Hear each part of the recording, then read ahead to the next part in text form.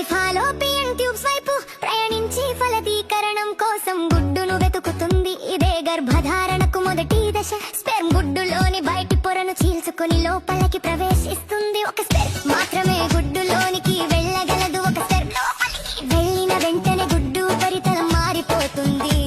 దాని తరువాత మిగతా స్పెర్మ్ లోపలికి రాకుండా అడ్డుకుంటుంది. స్పెర్మ్ లోపలికి రాకుండా అడ్డుకుంటుంది. స్పెర్మ్ గుడ్డులోకి ప్రవేశించిన తర్వాత దాని తోకతో అవసరం ఉండదు కాబట్టి అది కరిగిపోతుంది. స్పెర్మ్ తల గుడ్డుతో కలుస్తుంది. ఆ తరువాత తండ్రి డిఎన్ఏ ఉన్న స్పెర్మ్ న్యూక్లియస్ తల్లి డిఎన్ఏ ఉన్న గుడ్డు న్యూక్లియస్ తో కలుస్తుంది.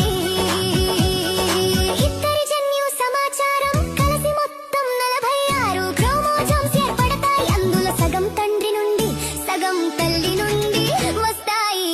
ఒక్క కణాన్ని జైగోట్ అంటారు. ఇదే అభివృద్ధి చెందుతున్న శిశువుకు మొదటి కణం. కొత్త వ్యక్తి రూపుదిద్దుకోవడానికి కావాల్సిన అన్ని జన్యు సూచనలు ఇందులో ఉంటాయి.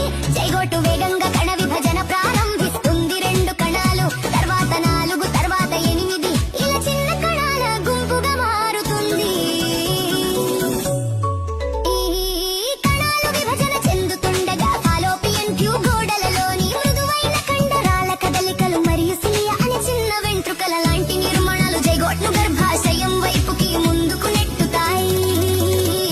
ఈ ప్రయాణానికి సాధారణంగా 3 నుండి 5 రోజులు పడుతుంది. జైగోట్ 16 నుండి